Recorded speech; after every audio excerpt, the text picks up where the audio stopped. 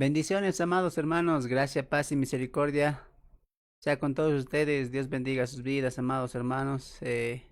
Tengan ustedes muy buenas tardes, amados hermanos. Los saludamos en el nombre del Señor Jesucristo. Bendiciones.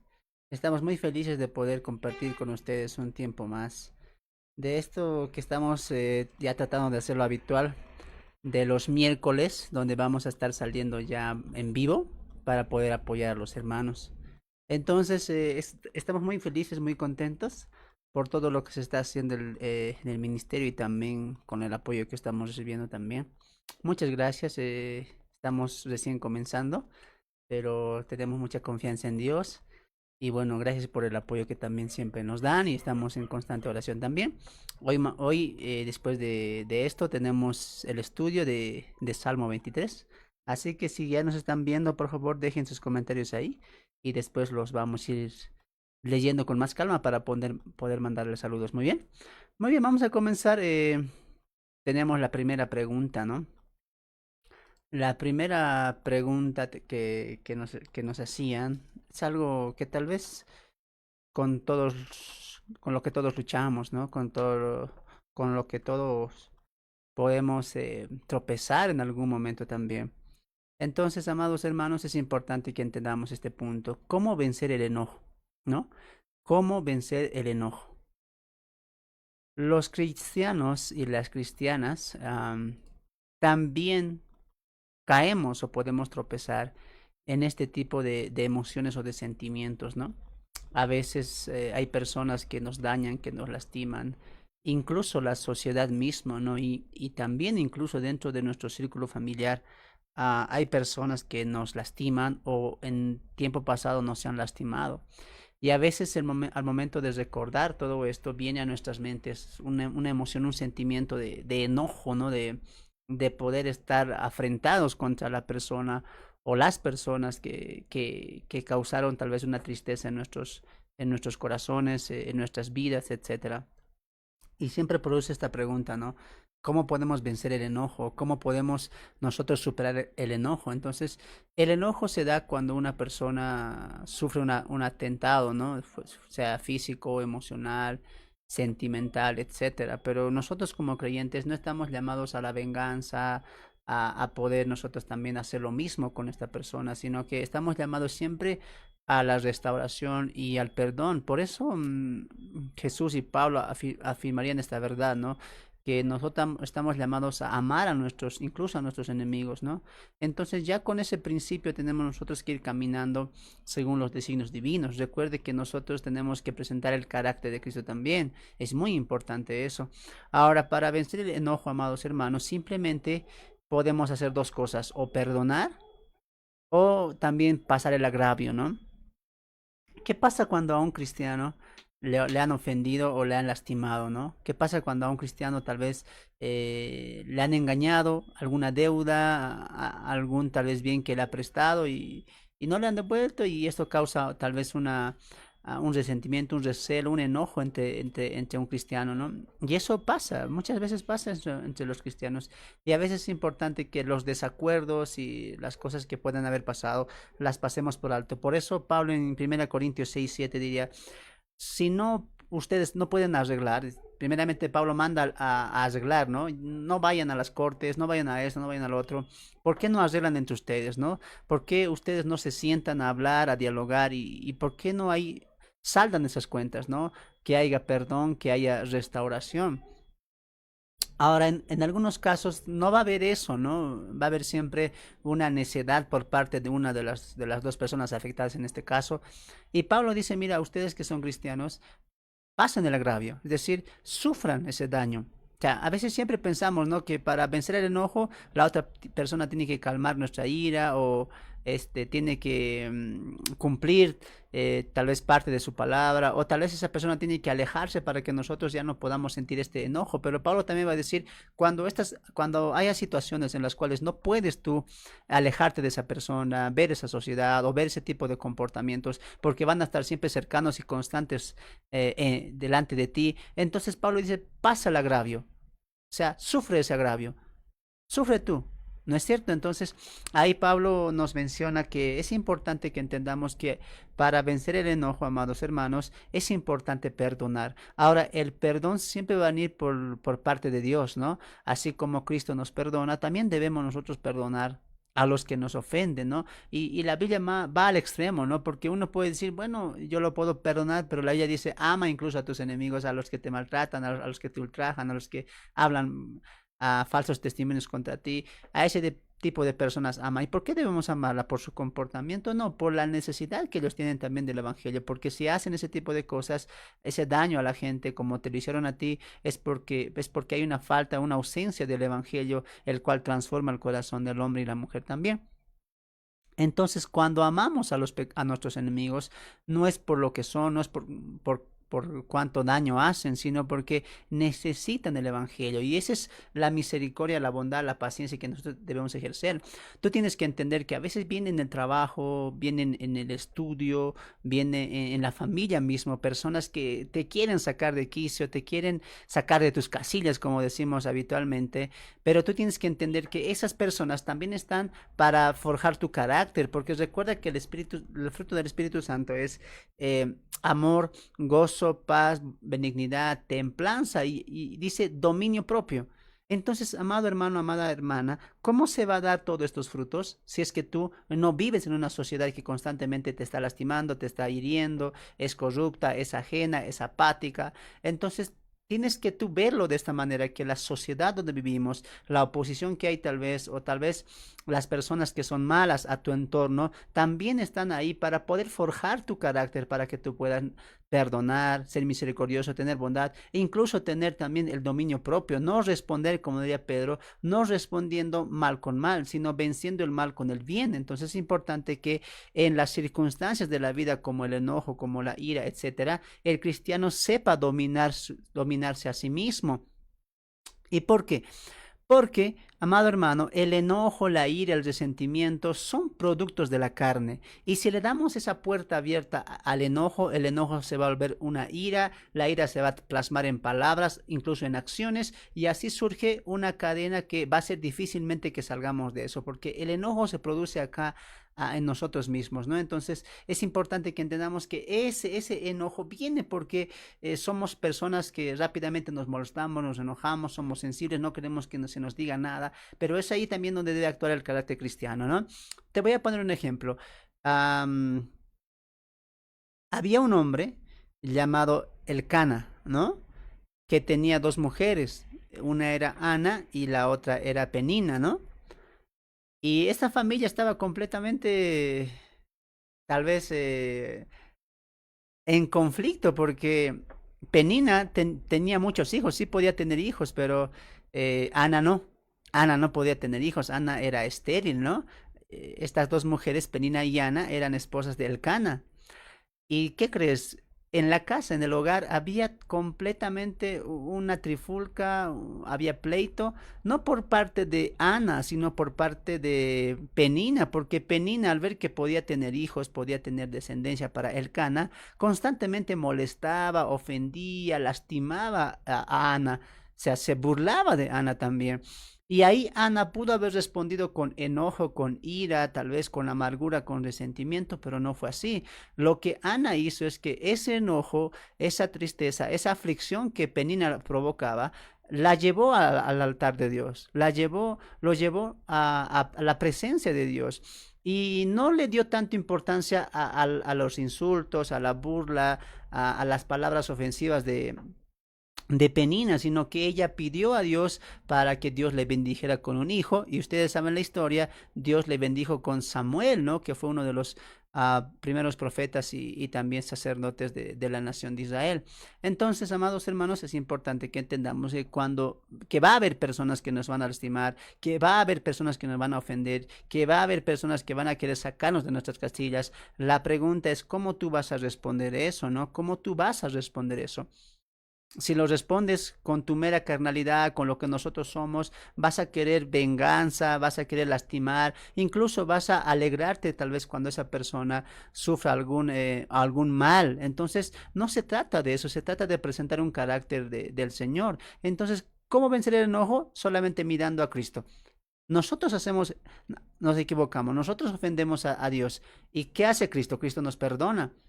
Él no se enoja, Él nos perdona. ¿Cómo se llama eso? Misericordia, bondad, paciencia tiene Dios con nosotros. Así también nosotros debemos tener paciencia, misericordia y bondad con las demás personas. No estamos aceptando, no estamos confirmando que lo que hacen está bien, sino que lo que están haciendo es producto de una maldad que llevan interiormente. Entonces, el vencer el enojo se trata de cómo estamos en Cristo. El vencer el enojo se trata de cómo estamos entendiendo lo que Cristo hace todos los días por nosotros, con su misericordia, con su fidelidad. Eso es lo que nosotros reflejamos. Si Cristo nos perdona a nosotros que constantemente somos rebeldes a su palabra, lo mismo nosotros hacemos por los demás, ¿no? Que aunque nos lastimen, aunque sean personas que se equivocan, nosotros no los odiamos, porque ese es un sentimiento feo, no los odiamos, sino vemos que esa persona, por cómo actúa, por cómo habla, por cómo piensa, necesita el Evangelio. Entonces ahí es donde actúa la misericordia, la bondad, la paciencia. Así que cuando usted esté enojado, respire hasta 10, respire y medite en cómo actuaría Jesús. ¿Jesús se dejaría vencer por el mal o vencería ese mal con el bien? Y eso hizo Jesús en muchos de los evangelios. Venció con el bien, con la actitud, con el carácter adecuado. Muy bien, es importante que entendamos que vamos a estar rodeadas de personas que constantemente van a querer lastimarnos. Entonces, amados hermanos, no deje eso de lado, ¿no? Es importante que usted entienda eso también, ¿no? ¿Cómo vencer el enojo? Siempre y cuando mirando lo que Dios ha hecho en o por nosotros, ¿no? Es importante que entendamos eso. Muy bien, es una pregunta que es muy común, pero siempre es importante solamente ver a Cristo. No hay tips, no es que usted salga a caminar, no es que usted no. Solamente mire a Cristo. ¿Cómo Cristo reacciona ante usted? Es así como usted debe reaccionar ante Cristo, perdón, ante las demás personas. Muy bien. Vamos a la segunda pregunta. La pregunta es, ¿Dios nos habla por medio de sueños? ¿No? La pregunta dice eso. ¿Será que Dios en este tiempo nos habla a través de los sueños? ¿No? Esta pregunta también es muy recurrente, ¿no? Porque a veces pensamos que Dios nos puede hablar con los sueños, con las revelaciones, con las visiones. Y tras estas preguntas uno tiene que entender qué son los sueños, ¿no? Los sueños son muchas veces producto de lo que pensamos o lo que hemos vivido en el día también, incluso también de lo que estamos mirando. Cuando estamos preocupados por algo, ese algo o esa situación produce un sueño también. Incluso los sueños se dan porque hemos tenido una mala alimentación en el día. Entonces, muchas son las causantes de los sueños y no siempre son, podemos decir que son de Dios o son del enemigo. Entonces, amados hermanos, la pregunta aquí es sexual. ¿Dios nos puede hablar en medio de sueños? Y la respuesta es no. Si hablamos de la revelación de Dios, de la voz audible de Dios, muchas personas hoy en día dicen que eh, Dios me ha hablado, Dios me ha dicho, ¿no es cierto? Entonces, cuando empezamos a escuchar ese tipo de cosas, uno se pregunta, entonces, ¿por qué a mí también Dios no me puede hablar? Entonces, cuando ya surge este pensamiento de que Dios me ha hablado, Dios me ha dicho, ayer en una visión, ayer en un sueño, soñé, vi, etcétera, entonces es como que Dios le hablaría audiblemente y eso es imposible. Dios ya no está hablando audiblemente. Eso era en el tiempo de la revelación, cuando Dios le hablaba al hombre de manera audible, como a Noé, como a Abraham, como a Isaac, como a Jacob. Él le hablaba directamente. ¿Por qué le hablaba? Porque no teníamos la inspiración del canon, no había todavía las escrituras. Ya con Moisés se empieza a dar la inspiración. Entonces Dios sí se quiere comunicar con el hombre. Dios sí quiere hablarle al hombre, pero Dios usó un proceso de revelación. Revelación, inspiración, y ahora nos está hablando a través de la iluminación, que es su palabra, su escritura. Dios ya dijo todo lo que tenía que decir en cuanto a su plan y en cuanto a nosotros. y lo dejó plasmado en 66 libros. Por eso la Biblia decimos que es la palabra de Dios. Si Dios seguiría hablando y te dijera, ¿sabes qué? Pasará esto en los siguientes años, haz esto, haz lo otro, entonces estaríamos diciendo que Dios no completó su canon. Hay algo más que nos quiere decir, hay algo más que quiere expresarse, el que quiere comunicarse con nosotros. Y eso no es posible porque ya los 66 libros nos muestran la revelación completa y plena de Dios. Lo que Dios quiso decirnos ya está plasmado en la Biblia.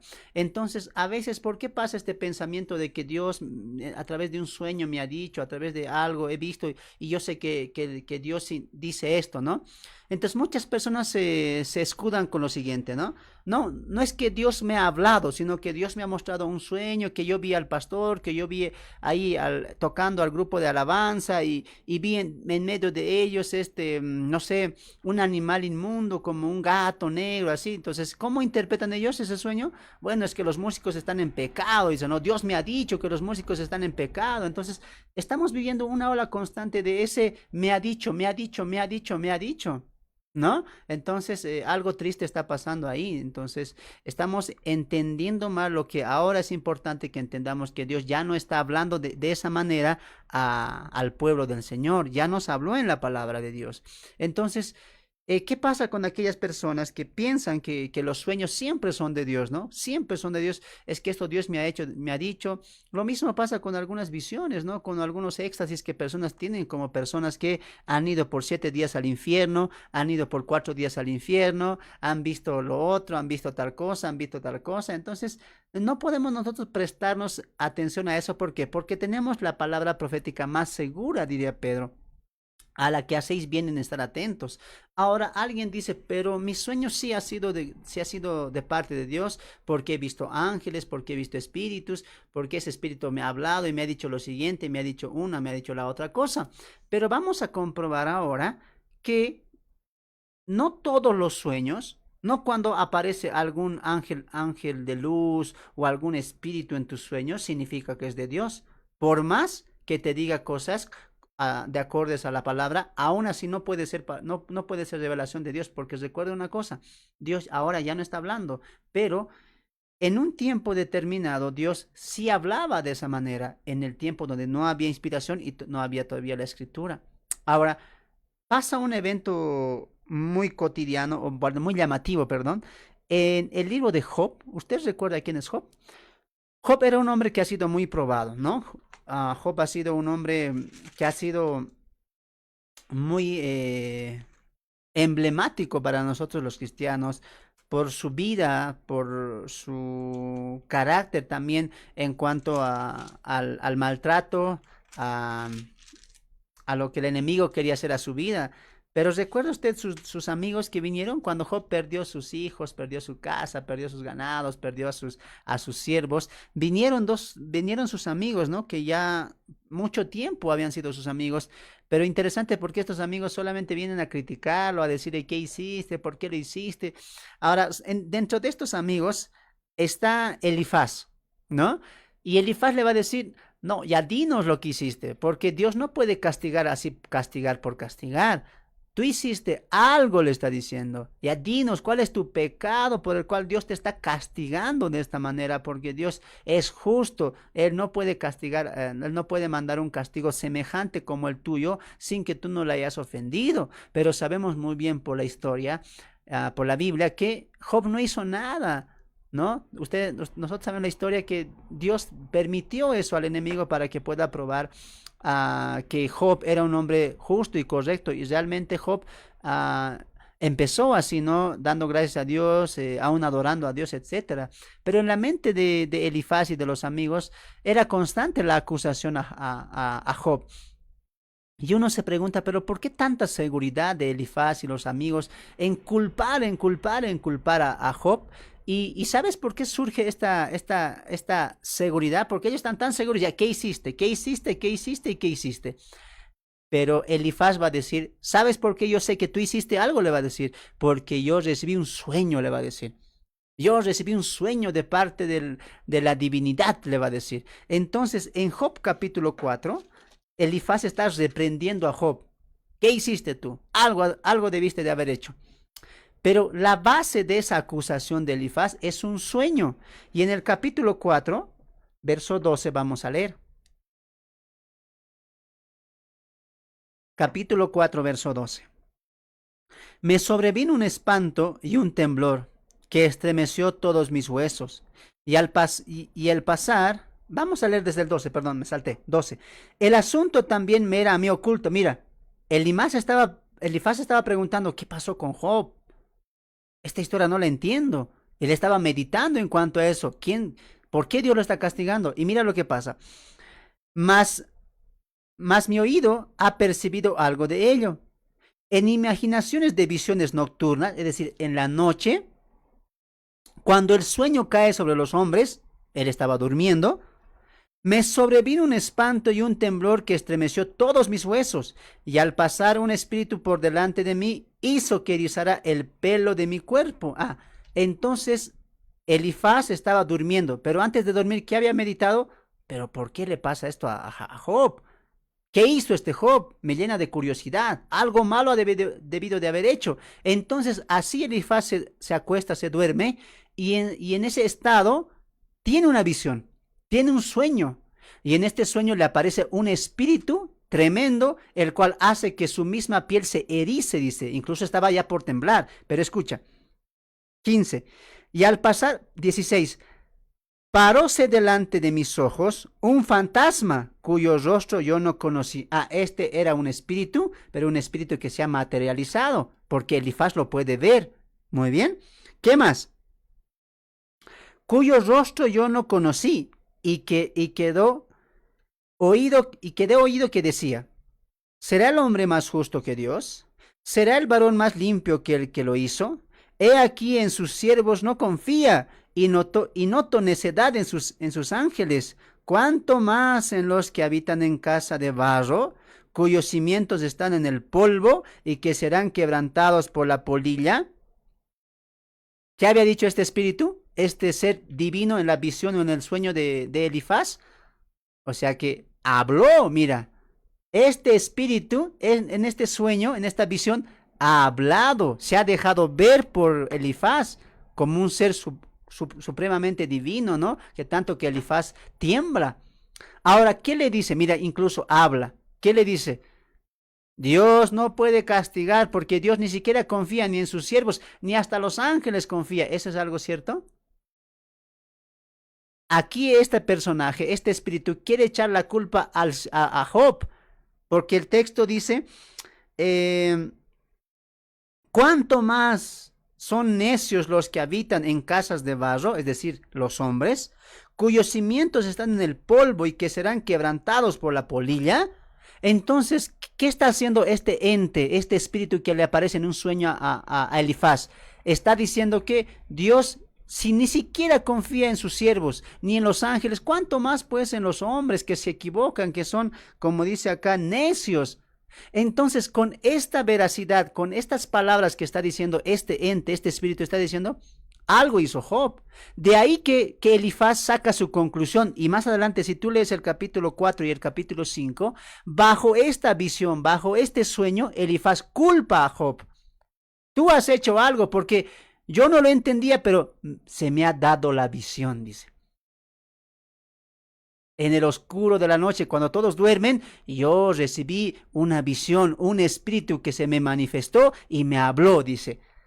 Y me dijo estas palabras, y el espíritu va a decir todo eso, que Dios es superior y que el hombre no es nada, haciendo notar que Job sí había hecho algo, pero en realidad Job no ha hecho nada. Entonces, el sueño de Elifaz fue de Dios, como Elifaz lo pensó. Dios me ha dado la visión, Dios me ha enseñado que tú estás en pecado y Dios es justo, porque Dios no puede castigar a nadie sin que ese nadie haya hecho algo que le ha ofendido, y Job no hizo nada de eso. Por eso constantemente Job se va a enojar ya después. ¿Cómo sabemos que Elifaz estaba equivocado? Porque en el capítulo 20, 21, 22 de Job, Dios le va a decir a Job, cuando lo restaura, le va a decir: ve y habla a tus tres amigos, a Elifaz, porque mal han hablado, porque no han hablado conforme a mi voluntad. Yo no les dije nada. Le va a decir en el capítulo 22. Job va a pedir perdón y va a decir: ya oren los tres.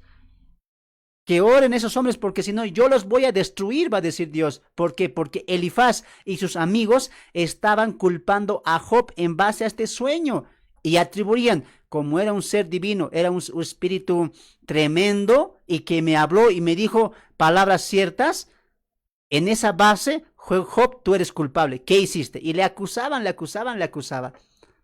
¿El sueño o la visión de Elifaz fue de Dios? Dios más adelante va a decir, yo no le dije nada. Que se arrepienta por haber dicho que yo le he mandado ese sueño, que yo le he hecho hablar. Mentira, equivocación.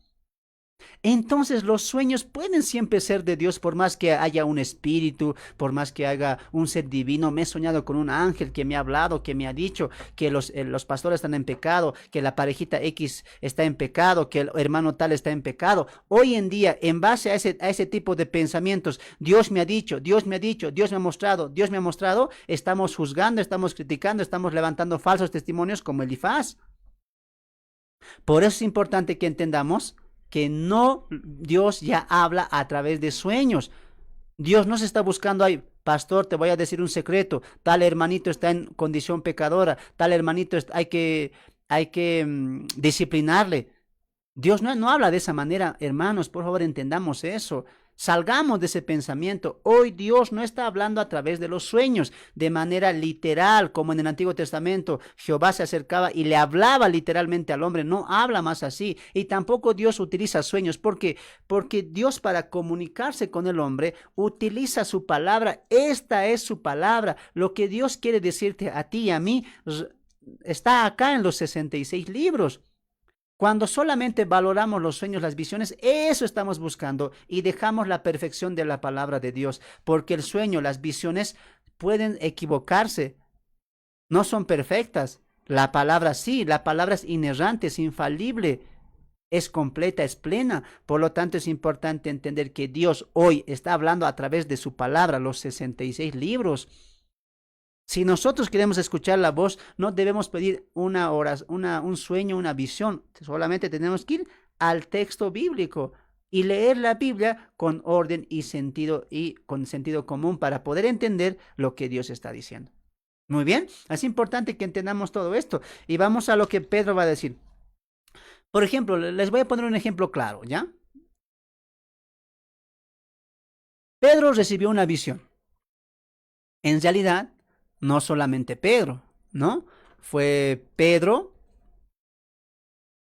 Jacobo y Juan. ¿Se acuerdan cuál fue esa visión? Hermanos de ahí del Facebook. ¿Se acuerdan cuál fue esa visión? A ver, acuérdense, acuérdense. ¿Se acuerdan cuál fue esa visión? A ver, ¿quién se acuerda? Escríbamelo ahí. Está en Mateo 17, ¿no? A los tres se los lleva aparte Jesús y algo va a pasar ahí, ¿no ve? ¿Se acuerdan? Sí, ¿no ve? La transfiguración. En Mateo capítulo 17, Jesús se los lleva a tres de sus discípulos más íntimos, Pedro, Juan y Jacobo, y dice que se los lleva al monte, y cuando están en el monte los cuatro, Jesús se transfigura. ¿Eso qué es? Una visión es eso. Es que ellos han ido a una visión celestial donde han visto a Cristo glorificado, ¿no? Y juntamente con Cristo han visto a Elías y han visto a Moisés también. Y Pedro dice, Señor, ¿no quieres que hagamos tres enramadas, etcétera? Entonces, Pedro, ¿qué ha visto? Una visión. Y esa visión es verdadera. Nadie niega eso. La visión que Pedro, que Juan y Jacobo han visto era ejemplar. Pero mira aquí adelante y escuche, por favor. Tú ves a Pedro predicando. Yo vi una visión. Dios me mostró una visión. No. Pedro, aunque vio una gran visión, vio tremenda, maravillosa visión, Pedro siempre se va a centrar en la palabra infalible y te lo voy a demostrar porque Pedro va a hablar de esa visión y va a colocar por encima de esa visión la palabra de Dios. Primera Pedro capítulo 1, Pedro va a hablar de esa visión que vio de la transfiguración del Señor Jesucristo y mira lo que él va a decir en Primera Pedro, el apóstol, Segunda Pedro, capítulo 1, verso 16. Y mira el apóstol que ha visto semejante visión, ¿a qué coloca por encima de estas visiones, de este tipo de cosas, de experiencias sobrenaturales? Segunda Pedro, capítulo 1, verso 16. Porque no os hemos dado a conocer el poder y la venida de nuestro Señor Jesucristo siguiendo fábulas artificiosas, sino como habiendo visto con nuestros propios ojos su majestad. Mira, hemos visto con nuestros propios ojos, dice Pedro, su majestad gloriosa. Va a hablar de la transfiguración. 17. Pues cuando él recibió de Dios Padre honra y gloria, le fue enviado desde la magnífica gloria una voz que decía: este es mi Hijo amado, en el cual tengo complacencia. ¿Dónde pasó esto? En la transfiguración, porque cuando Jesús se transfigura, glorioso, majestuoso, una voz del cielo dice: este es mi Hijo amado, a él obedeced. Entonces Pedro está hablando de la visión que recibió en Mateo 17 en el monte de la transfiguración. Una visión tremenda, porque Pedro dice: nosotros no hablamos con fábulas, lo vimos también, vimos lo que va a pasar con el regreso glorioso de Cristo. Pero mira lo que dice el 18. Y nosotros oímos esta voz enviada del cielo cuando estábamos con él, ahí está, en el monte santo. Entonces Pedro está hablando de la visión en 2 Pedro capítulo 1, 16 al 18. Pero ahora escucha lo que Pedro va a decir. Pedro no dice: yo vi, esto fue del Señor, esto me mostró, y está poniendo atención a la visión. No. ¿Por qué Pedro menciona la visión? Por lo siguiente. Tenemos también la palabra profética más segura, en la cual hacéis bien en estar atentos como una antorcha que alumbre en un lugar oscuro hasta que el día esclarezca y el lucero de la mañana salga en vuestros corazones. Pedro está colocando por encima la palabra de Dios.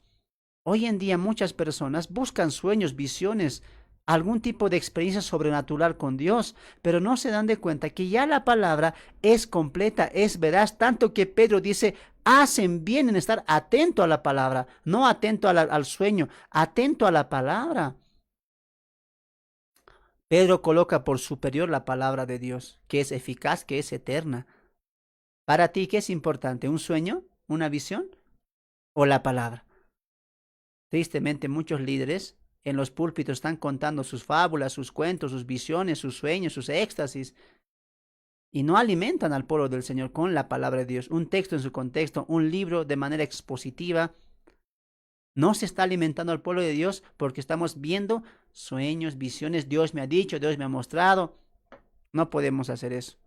Por culpa de ese pensamiento de los sueños, las visiones, se levantan falsos profetas, falsos apóstoles, hablando que Dios me ha dicho, Dios me ha dicho, Dios me ha mostrado.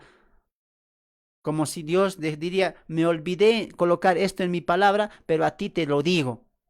No, hermanos, no hagamos ese tipo de cosas. Muy bien. Entonces, amados hermanos, es importante que entendamos siempre esta realidad. La pregunta era: ¿Dios nos habla por medio de sueños? Y la respuesta es no. La palabra literal, su palabra, su voluntad, no nos habla hoy a través de sueños. Todo lo que Dios quiso decir es a través de su palabra. No los deja. Ahora es importante que entendamos esto también. Alguien dirá: pero hermano, yo soñé que esto estaba en mi vida, y a través de este sueño yo también me acerqué más a Dios, a través de este sueño oré por aquella hermana, a través de este sueño, hermano Fernando, yo decidí a predicar, por ejemplo, fue un impulso este sueño. Ahí es otra cosa. Porque ya seguramente muchos que van a escuchar esto van a decir: pero ¿cómo tú? Es que tú no has tenido un sueño de parte de Dios. Yo sí creo en eso. Hermano, tenemos que entender dos cosas. Sueño como revelación, como que Dios me ha dicho, Dios me ha mostrado el infierno, me ha mostrado el día del arrebatamiento, me ha mostrado que ese hombre está en pecado, me ha mostrado que él va a venir tal fecha, que así está. No, ese tipo de cosas no hay. Lo que sí podemos concebir en el otro lado es que Dios utiliza los sueños y te envía como mensajes motivacionales para acercarte a una verdad bíblica. Pero no, yo te digo esto, no, Él no puede enseñar como la palabra enseña, no, porque Él ya lo dejó todo en la palabra. Entonces hay que saber diferenciar que son sueños motivacionales, que son como un impulso, que son como un empujón que nos da. Claro que eso pasa, ¿no? A veces tenemos un sueño y vemos que hay que orar por mi vida, estamos mal espiritualmente, estamos orando, nos acercamos más a Él, vamos a ayunar. Entonces, claro, en ese sentido también los sueños son conductos, pero Pedro, ¿qué dice? No siempre son veraces. Por eso es importante siempre centrarse en la palabra de Dios. Y yo quiero hacer esas dos diferencias, ¿no? Sueño como Dios me ha dicho, Dios me ha mostrado, Dios me ha revelado, ya no existe toda la revelación, todo lo que Dios quiso mostrar y todo lo que Dios quiso decir, ya está en su palabra.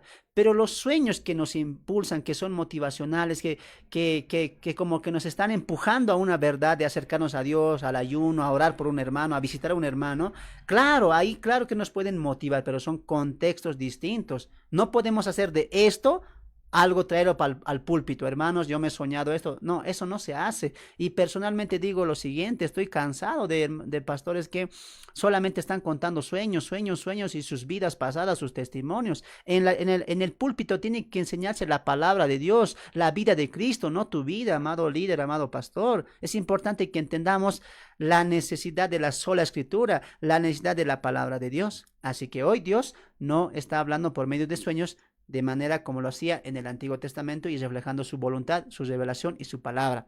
Muy bien, hay que diferenciar esos dos términos, lo que son sueños que nos empujan, que nos impulsan a buscar más de Dios, a mostrarnos una realidad tal vez de nosotros mismos que estamos mal, equivocados y tenemos que acercarnos a Dios, claro, pero no puede decir ahí, Dios me ha dicho, no podemos, Dios me ha mostrado, Dios me ha revelado, no, son dos contextos muy distintos.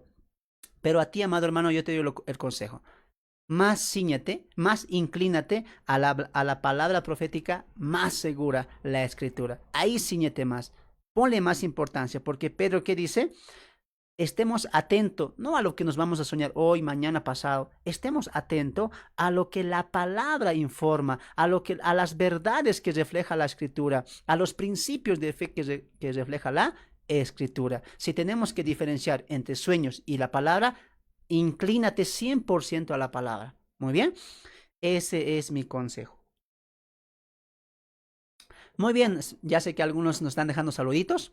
Vamos a pasar a escuchar una canción, ¿les parece? Vamos a ir a una alabanza de la IBI que dice Dios poderoso, al quien alabamos, al que glorificamos. Y después de esto, amados hermanos, voy a estar leyendo los saluditos. Y también, amados hermanos, vamos a revisar este punto, ¿no? Están surgiendo varias teorías que afirman que el 18 de septiembre es el arrebatamiento. ¿De qué año? Del 2024. O sea que estamos a menos de un mes. Menos de un mes. Yo sé que en las redes sociales tú has visto lo siguiente, ¿no? El 18 se está cumpliendo las lunas nuevas, se está ordenando cronológicamente todo lo que son las fiestas del Antiguo Testamento y esta luna esta vez cae en tal fecha y aquí será el arrebatamiento de la iglesia, ¿no? 18 de septiembre del 2024. ¿Será esto cierto o no? ¿Qué tan veraz es? Esto después de esta pequeña alabanza, con el cual también vamos a poder un poco ponerle más frescura aquí al estudio, a las preguntas. Y bueno, pues después de esto leemos sus comentarios, amados hermanos. Así que nos vemos, dejen sus saluditos. Y si hay preguntas, déjenlo ahí abajo porque vamos a estar contestando. Muy bien, entramos a esta alabanza. Después de esto volvemos, amados hermanos.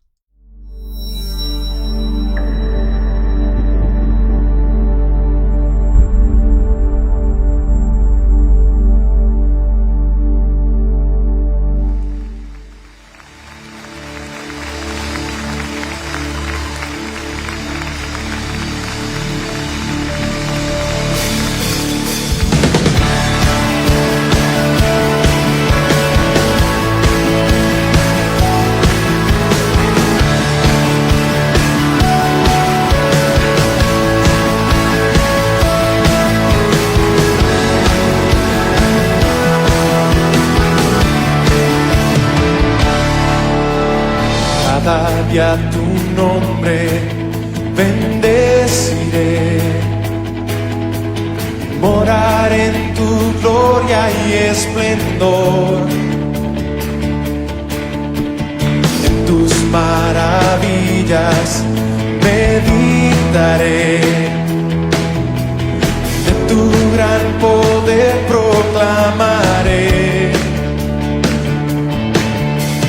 de tu salvación diré y de tus bondades, porque eres más grande de lo que imagino y más hermoso, Dios, de lo que he pensado.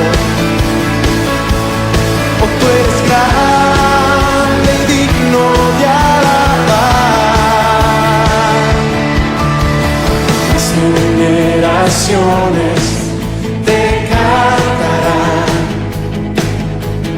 tu misericordia alabarán. Cantaremos juntos del Salvador, y del pecado nos libró. Tú llenas nuestras vidas, por siempre te alabaremos, porque eres más grande de lo que imagino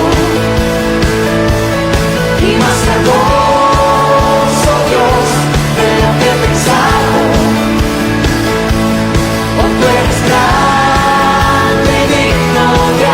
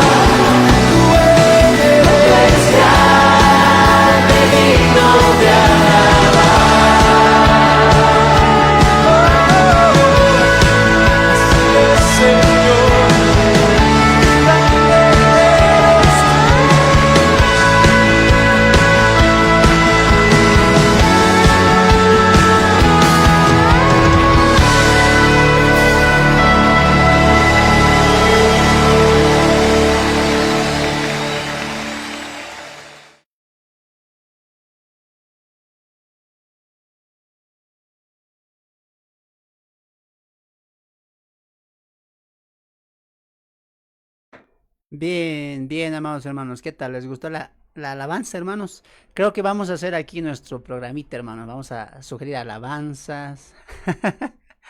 Vamos a pedirles, hermanos, sugieran alabanza, les voy a decir, ¿ya? ¿Les gustaría? A ver, escríbame pues ahí en los comentarios. ¿Les gustaría tener también alabanzas, peticiones de alabanzas, hermanos? Porque los miércoles vamos a estar así en las tardes, saliendo en vivo para poder compartir con ustedes, conversar. Enseguida leemos los comentarios, le mandamos saludos, pero ¿qué tal? ¿Les gustaría tener un espacio de alabanzas, hermanos? Ustedes me dicen, hermanos, qué alabanza quieren y aquí vamos a hacer una playlist hermosa de músicas cristianas de alabanzas para poder compartir también.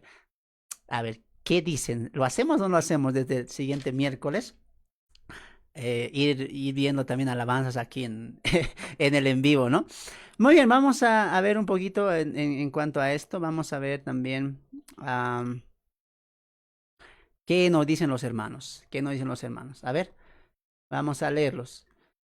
Saludos a mi hermano Jesús Juan Cari, vemos también a mi hermana Cristina Quispe, mi hermana Luz Oro, mi hermana Evelyn Díaz, Cristina Quispe Huanca, mi hermana Mi hermano Emilio Aguilera, hermano Emilio, bendiciones.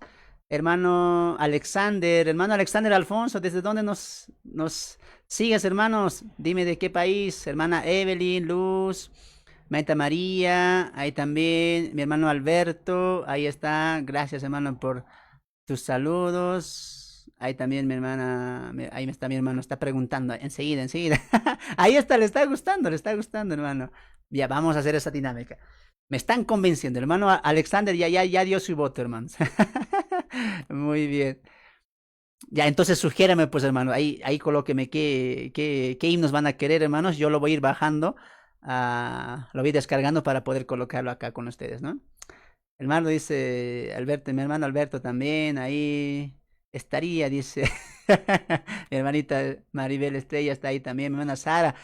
Qué bien, hermanitos. Enseguida respondemos preguntas. Saludos a todos. Sí, estaba pensando eso, hermanos. Es que a mí me gusta cantar, aunque no canto bien, pero me gusta escuchar por lo menos, hermanos. Y me gustaría también saber qué alabanza les gusta, hermanos. Ahí déjenmelo, lo voy a anotar y después ya lo voy a ir descargando para el siguiente. Y yo voy a decir ahí, este himno, esta alabanza es sugerencia de nuestro hermano tal, de tal país, así que les vamos a mandar saludos. ¿Qué les parece, hermanos? Muy bien, hermanos. Cada miércoles vamos a estar en vivo, solo los miércoles con esta espacio de preguntas y respuestas y consultorio bíblico también. Muy bien. Enseguida, amado hermano, estamos con las preguntas que están acá. Tenemos que ir a lo siguiente. Muy bien. Tenemos 70, que es este donde video. nosotros nos vamos. Vamos a pasar a la otra Tenemos este imagen. video. Aquí tenemos, de otra manera. Ahora sí, ya, enseguida un momento. A ver.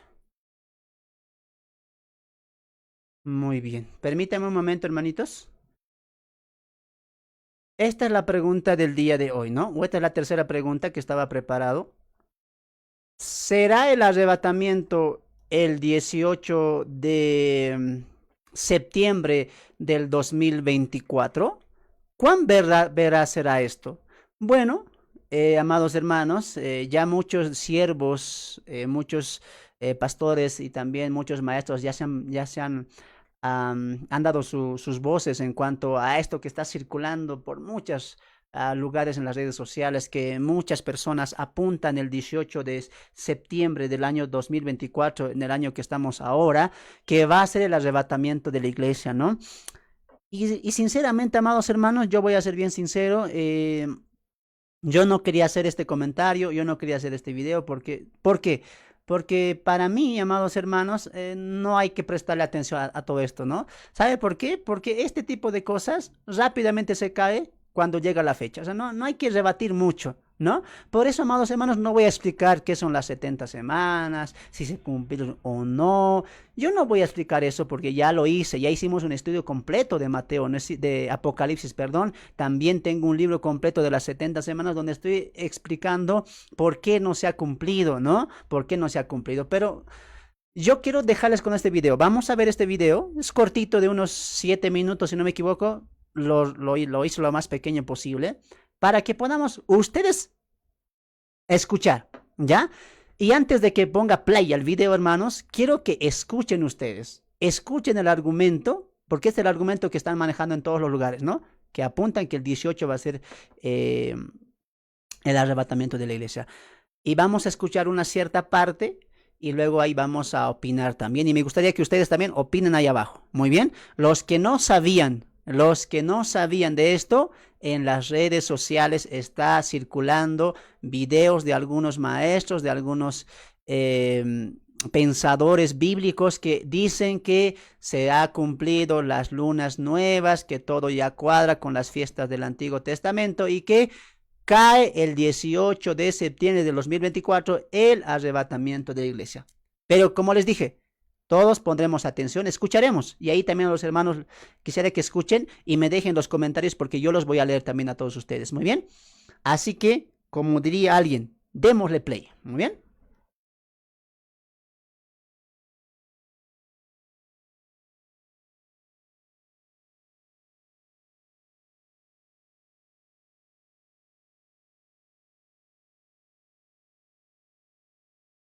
A ver.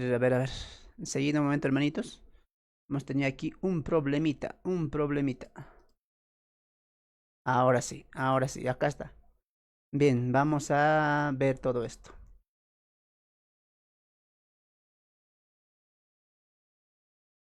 Ahí. 70, que es donde nosotros nos vamos. Vamos a pasar a la otra imagen. Aquí tenemos, de otra manera, el comienzo de la semana 70. Voy a decir claro, comienza la semana 70 en el 14 del 3 del 2021. Perdón, ahí comienza el año. Y a los 14 días, según la ordenanza, es justamente Pascua. Entonces, la semana 70 comenzaría a partir de luna llena, de luna llena, pero las lunas negras también marcan el circuito igual que las lunas llenas. Porque la luna negra, la luna nueva, es la que marca el comienzo de cada año del Señor, donde tiene que contar, según la ordenanza en Levítico o Éxodo, se cuentan 14 días y ya se encuentran en la primera fiesta del Señor. ¿Verdad? Entonces, si ustedes sacan por lunas nuevas, que es la luna negrita que todos sabemos, hay 13, miren la secuencia.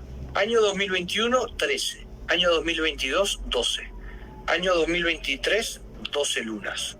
Año 2024, que es la que nos saca a nosotros, la roja, 13. 2025, 2026, 12. 2027, 13. Terminando en Pascua de 2028 con una secuencia perfecta en cuanto a lunas nuevas. Esto es tremendo porque se marca, como no es para menos, el Señor, un matemático con una excelencia impresionante, o de una excelencia impresionante, ¿verdad? Ahora, vamos a pasar a la siguiente fotografía y vamos a centrarnos en el año 2024, y esto es algo impresionante realmente, porque estamos en el mes séptimo, que sería y a los 15 días, que lo vamos a leer ahora en la última fiesta de los tabernáculos, que es el 18 de septiembre pasado a nuestro calendario. Por eso es que nosotros nos vamos al 18. Por eso es que los sueños y visiones de los hermanos, el Señor les ha mostrado el 18 de septiembre. No ningún otro día. El día del arrebatamiento. Y justamente es un día de luna llena. Por favor, si los hermanos pueden leer Levítico 23, versículo 39 y 40. Sí, hermano. Levítico 23, del 39 al 40, dice así: pero a los 15 días del mes séptimo, cuando hayáis recogido el fruto de la tierra, haréis fiesta a Jehová por 7 días. El primer día será de reposo, y el octavo día será también de reposo.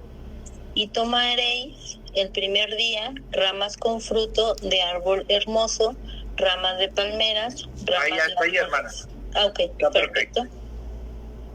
Ustedes están escuchando la misma simbología que se usaba con el Cordero, que era Cristo, va a ser con la iglesia. Y recogido el fruto, ya tenía que estar recogido a los 15 días del mes séptimo. Es la última fiesta. Hay un detalle que no quiero que se me pase, y que no está de casualidad. Es la única fiesta que se repite 2 veces en Levítico 23.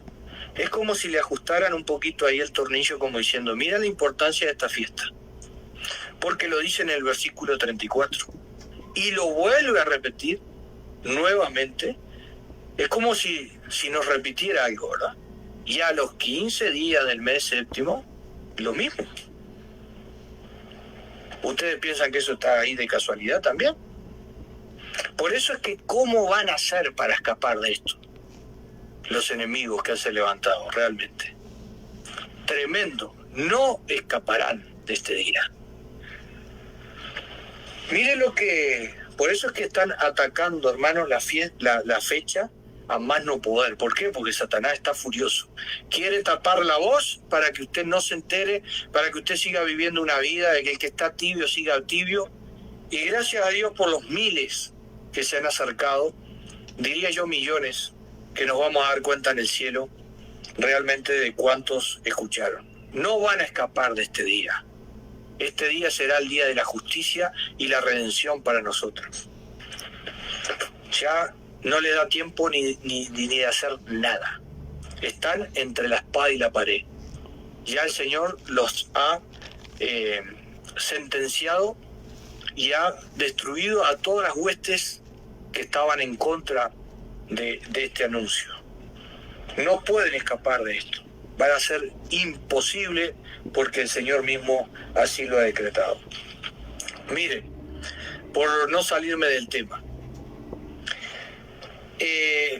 como vemos, y con el calendario correcto del Señor, porque todo cuadra,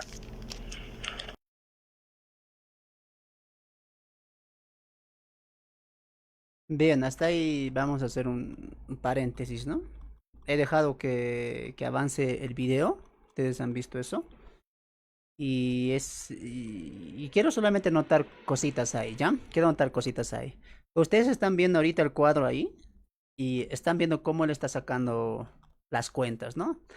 Algo que ya se ha hecho a lo largo de este tiempo. Muchos han hecho este tipo de cuentas aplicando las lunas nuevas, tomando las 70 semanas. Entonces, cada vez que pasa este evento, todos los que sacan sus cálculos, sacan sus argumentos, ¿qué dicen? Se han equivocado. Ahora tenemos la perspectiva correcta, los años correctos, el tiempo del Señor está más claro ahora, ¿no es cierto? Entonces, eso siempre ha pasado. Por eso siempre dije, ¿no? Solamente hay que esperar el tiempo. Muy bien. Solo quiero aquí notar algo importante, ¿no? Aquí el maestro dice que los que niegan esto, los que están en contra de esto, solamente les queda sufrir las consecuencias, ¿no? Porque dice él que los que nos estamos oponiendo a esto es porque el enemigo está utilizando para desmentir esta verdad, ¿no? Para que la gente no crea esta verdad. ¿Cuál verdad? Que el 18 de septiembre del 2024 es el día del arrebatamiento del Señor. Ustedes han visto su explicación, ahí está su video, lo va a explicar, y va a caer a esa fecha, ¿no? Ahora, lo interesante es que él dice que Dios no va a perdonar a los que se oponen y que el Señor está sentenciando a aquellas personas que se están oponiendo a esto y que esto va a ser un causante de que esas personas sufran y no escapen de las manos de Dios. Entonces me está diciendo que la salvación es por creer en la fecha. Eso me está diciendo. Cuando yo en la Biblia veo que la salvación no es por creer una fecha. Si rechazo esa fecha, entonces soy condenado. Pero si acepto esa fecha, soy salvo. Me voy en el arrebatamiento. ¿Eso dice la Biblia? La Biblia dice, no dice eso. La Biblia dice, el que acepta a Cristo tiene la vida eterna y con ella también el arrebatamiento de la iglesia. El que rechaza a Cristo, la condenación y la ira de Dios está sobre él. O sea, vamos a colocar fechas por encima de la salvación. O sea, tú me dices que si yo no creo en que el 18 de septiembre de 2024, como muchos consiervos míos a lo largo de este mes han ido sacando videos contra esta mentira, o sea, yo no soy salvo. Eso me estás diciendo. ¿Me estás condenando por no creer una fecha? ¿Te parece eso algo bíblico? Ustedes ahí que están en el Facebook, escríbanlo. ¿Te parece algo justo eso? Si crees la fecha, te vas en el rapto. Eres uno de los privilegiados. Pero si no crees la fecha y la estás atacando, no vas a escapar de las manos de Dios. Dios está sentenciando a los que están rebatiendo y atacando esta verdad del 18 de septiembre. O sea que la salvación es por la fecha. Mira que yo no sabía eso. Primera vez que escucho ese tipo de teologías, de doctrina, que la salvación es por creer una fecha y la condenación es por rechazar esa fecha. Qué triste, amados hermanos. Entonces los que no creemos acá, hermanos, estamos condenados. Así de simple. Dice él, no escaparemos. Dios está contra aquellos que están oponiendo esta verdad, porque el enemigo está ante la verdad. Por lo tanto, somos aliados del enemigo. Tremenda esta verdad. A ver, pero vamos a escuchar. Como digo, no voy a argumentar porque después voy a argumentar algo elocuente esto. Muy bien.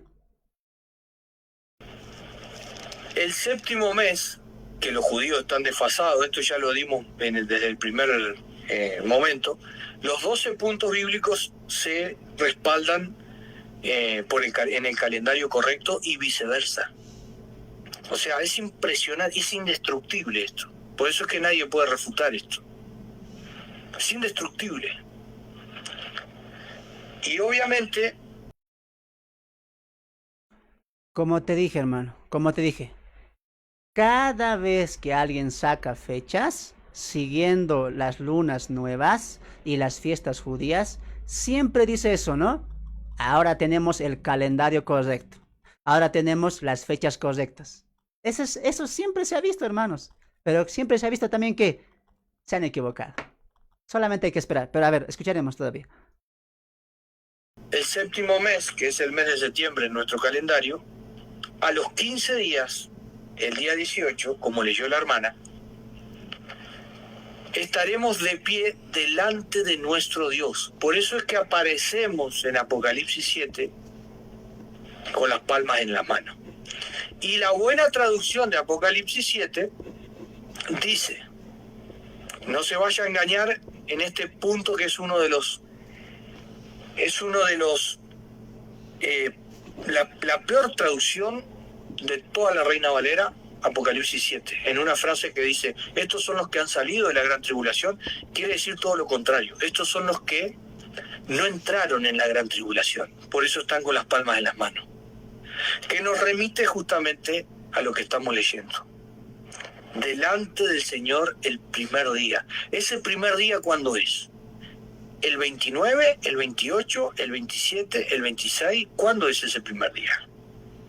Es el 17 y 18 de septiembre del 2024. Lo marca el cielo, A ver. Acá vamos a hacer algo, a ver. Acá vamos a hacer algo.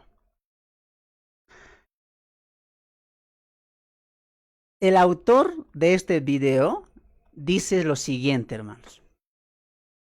El 18 de septiembre es el gran día que estamos esperando. Por eso estamos nosotros en Apocalipsis capítulo 7, dice, ¿no? ¿A qué se está refiriendo? A la gran multitud vestida de ropas blancas que tienen arpas en sus manos y cantaban y adoraban a Dios. Y él dice lo siguiente, textual, y lo cito. Ahí es una pésima interpretación o una pésima traducción de la Reina Valera 60, porque ahí no debería decir los que salieron, sino los que no entraron, dice, ¿no? O sea, a ver, vamos solamente a ver el contexto, para ver si estas personas, esta multitud, salieron o no entraron. Mira el texto. Apocalipsis capítulo 7, verso 9. Después de esto miré, y aquí una gran multitud, la cual nadie podía contar, de todas las naciones y tribus y pueblos y lenguas, que estaban delante del trono y en la presencia del Cordero, vestido de ropas blancas y con palmas en las manos. Con palmas en las manos. Una gran diferencia a la aplicación de los 24 ancianos, que sí, ellos son la iglesia. Por las indumentarias que ellos reflejan, tronos, coronas. Aquí solamente este grupo, a diferencia de los 24 ancianos que sí son la iglesia, solamente tienen ropas blancas y tenían palmas en la mano. ¿Y dónde están los tronos? ¿Y dónde está la corona? Hermano, estamos confundiendo esta parte. No hay que confundir esto, no hay que aplicar este grupo a la iglesia. Este grupo no es la iglesia. Este grupo es los que han salido de la gran tribulación. ¿Por qué? Porque en la gran tribulación va a haber todavía salvación, que va a venir por la predicación del remanente de los 144,000 sellados. Incluso el capítulo 7 habla de estos 144,000 sellados. Pero vamos a ver, 10. Y clamaban a gran voz diciendo, la salvación pertenece a nuestro Dios, que está sentado en el trono y al Cordero. Y todos los ángeles estaban en pie alrededor del trono y de los ancianos. Ahí está, y los ancianos y de los 4 seres vivientes, y se postraron sobre su rostro delante del trono y adoraron a Dios, diciendo, amén, la bendición y la gloria y la sabiduría y la acción de gracias y la honra y el poder y la fortaleza sea nuestro Dios por los siglos de los siglos, amén. Una exaltación similar a de Apocalipsis 5, donde ahí sí está participando la iglesia. 13. Entonces uno de los ancianos habló diciéndome, estos que están vestidos de ropas blancas, ¿quiénes son y de dónde han venido? Yo le dije, Señor, tú lo sabes. Y él me dijo, estos son los que han salido de la gran tribulación y han lavado sus ropas y la han emblanquecido en la sangre del Cordero. La pregunta es, si estos son los que no han los que no han entrado a la gran tribulación, ¿por qué el texto dice que recién en esa etapa lavan sus vestiduras? ¿Acaso los cristianos ya no estamos con vestiduras blancas, revestidos de la justicia de Cristo? Claramente este grupo ha pasado la tribulación y en esa tribulación han emblanquecido sus ropas, se han revestido de la fe de Cristo, porque han encontrado salvación a través de la predicación de los 144,000. Este grupo sí ha pasado la gran tribulación. Es más, mira lo que el contexto va a decir. 15. Por esto, ¿por qué por esto? Mira, por esto están delante del trono de Dios y le sirven día y noche en su templo, y el que está sentado sobre el trono extenderá su tabernáculo sobre ellos, una casa, una morada de protección. 16. Ya no tendrán hambre ni sed, y el sol no caerá más sobre ellos, ni calor alguno. ¿Por qué dice eso? Dice aquí Juan escribe esto, porque estos que han salido de la gran tribulación han sufrido también la afrenta de los juicios de Dios y la persecución del anticristo. Es más, estos que van a morir perseguidos y martirizados por el anticristo. ¿Y el anticristo cuándo va a venir? En la etapa de la gran tribulación. Este grupo de la multitud no es la iglesia.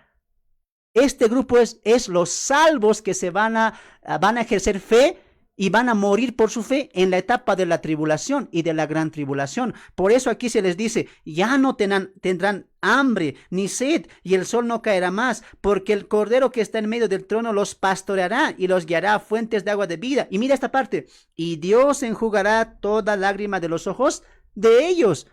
Sí vemos un contexto de sufrimiento, sí vemos un contexto de martirio, hambre, sufrían del sol, el calor, la persecución, y Dios dice, a este grupo ya no va a sufrir más porque yo voy a enjugar sus lágrimas. Es decir, que han llegado al trono por sufrimiento, por castigo, y este castigo es la gran tribulación. Este grupo sí son los salidos de la gran tribulación. Aquí en el capítulo 7, a diferencia del capítulo 5, hay dos grupos distintos, los 24 ancianos y la multitud salida de la gran tribulación. Aquí no se está equivocando la Reina Valera, está haciendo una buena traducción. Sí, este grupo salió de la gran tribulación, solamente hay que leer el contexto. Ahora, para diferenciar esto, en Apocalipsis 5 y en Apocalipsis 7 se hace la misma adoración. Gloria, bendito sea el Dios, en su sangre fuimos limpiados, etcétera.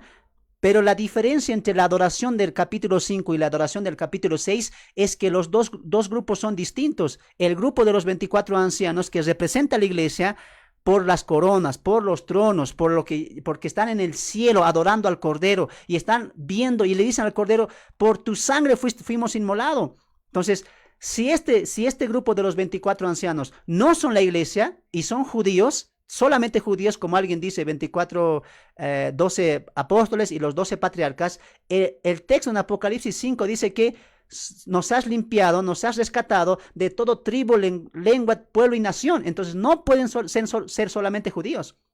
También otros piensan que son 24 seres angelicales, son ángeles, son servidores del Señor, pero tampoco puede ser, porque el texto dice, nos has rescatado, y Dios no rescata ángeles, amado hermano. Los 24 ancianos son la iglesia, son representación de la iglesia, y tengo un video también que aclara eso. Síganos en YouTube, tengo un video ahí, o escríbame ahí para que yo pueda compartir el link, donde estoy aclarando con textos bíblicos que los 24 ancianos son representación de la iglesia. Por eso, en esa adoración celestial, en el cielo, 24 ancianos, los 4 querubines y la multitud de los ángeles dicen lo mismo que dijeron acá. La diferencia es el grupo que está ahí y las recompensas que tiene ese grupo como las coronas y los tronos, que se le promete a la iglesia el reinado y las coronas. Pero aquí en el capítulo 7 no vemos estos argumentos, no vemos estos galardones, solamente vemos dos. ¿Cuáles? Las ropas blancas, que ellos lo obtienen por rendir fe y por creer en el Mesías, en el reino. Y número 2, las palmas en las manos, que son adoración. Es un grupo distinto, un grupo muy, pero muy distinto. Entonces, este grupo de capítulo 7 sí ha pasado la gran tribulación. Hay que diferenciar eso. Aquí el autor de este video dice, no, estos somos nosotros. No hemos pasado la gran tribulación. Por eso estamos delante de Dios con palmas. ¿Y dónde están las coronas? ¿Y dónde está el trono? Todas esas cosas se está cumpliendo en Apocalipsis capítulo 5. Por favor, no se deje engañar, no se deje engañar. Son dos grupos distintos. ¿Por qué? Porque en el tiempo de la gran tribulación también va a haber salvación por la predicación del reino que va a ser emitida por los 144,000 sellados. Pero vamos a continuar viendo, ¿muy bien? Marca su palabra, lo marca la naturaleza, lo marca absolutamente todo lo que usted quiera investigar. Mire aquí, una vez vista esta situación de la luna, que yo la puse con una luna roja porque es la superluna, ¿verdad? Entonces nosotros vemos que desde el correcto conteo, desde Pascua 2021, se reanuda porque se extiende hasta el 2028, completando así la higuera y completando así los 6.000 años de la historia en su segunda venida, pero antes nos tiene que recoger. Y ese día es, vuelvo, insisto, el día que ustedes ya saben, el 18 de septiembre. Impresionante. Miren el equilibrio del año. 6 lunas hacia la izquierda, 6 lunas hacia la derecha, con el sobrante de la séptima luna a los 15 días.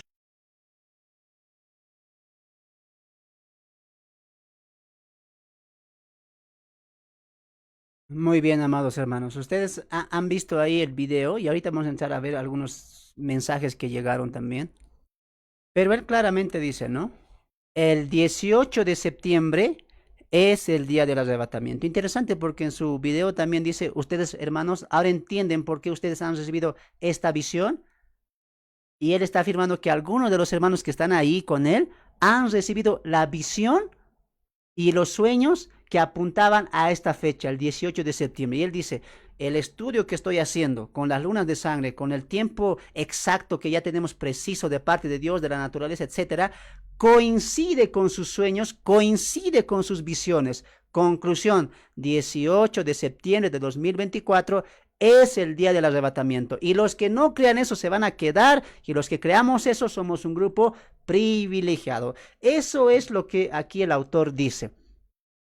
Imagínense todo eso, ¿no? Bueno, solamente ahí nos queda ver lo que a veces se hace de distinta manera. Vamos, ¿no? a pasar a la otra imagen. Amado hermano, no sé Traducción de Apocalipsis 7. cómo nosotros podríamos ver esto, ¿no? O sea, cada uno ya va a ir sacando sus conclusiones y yo voy a cerrar con lo siguiente este punto también, ¿no? Voy a cerrar con lo siguiente este punto, amado hermano, para que también podamos nosotros ver cómo nosotros tendríamos que ver todo esto, ¿no? Y bueno, ojalá Dios quiera que podamos nosotros ir cambiando el pensamiento también. Muy bien. A ver, vamos a ir acá. Vamos a ir acá.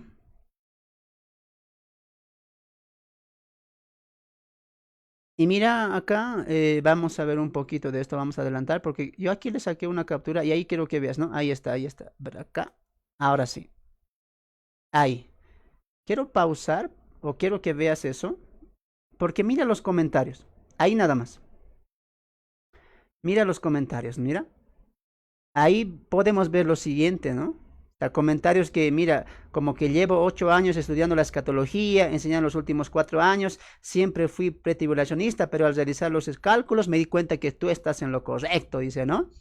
Otro mensaje más ahí diría, bendiciones hermanos, y estamos esperando ese momento oportuno, el 18 de septiembre del año 2024, ¿no? Esa es la voz de Dios, hay que sumarse a esta voz, dice, ¿no?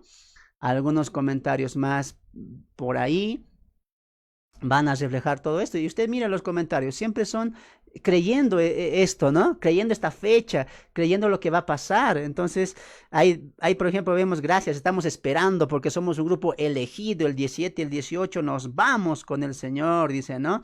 Y bueno, alguien también diría, mira, y qué maravillosa explicación, solo esperamos ese gran día anhelado, el día del arrebatamiento del Señor, dirían los comentarios. O sea, mucha gente sí está creyendo eso también, por eso también tiene seguidores, este tipo de pensamientos, ¿no? Entonces es importante que entendamos también todo eso, ¿no? Que siempre va a haber personas que van a estar de acuerdo con algunas enseñanzas que contraponen la enseñanza bíblica de que, porque la Biblia dice, no hay fecha ni tampoco hay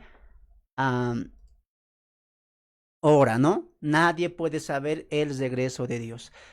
Conclusión para mí, no voy a abundar en el video, no lo quiero hacer, ¿ya? No lo quiero hacer, ¿por qué? Como él diría, no se puede rebatir, ¿no? Pero, ¿por qué no voy a rebatir, hermanos? Porque solamente hay que esperar la fecha. Así que grábeme lo que voy a decir, ¿ya? Grábeme lo que voy a decir. Solamente vamos a esperar el 18 de septiembre del 2024. Por si acaso yo voy a estar en el Perú.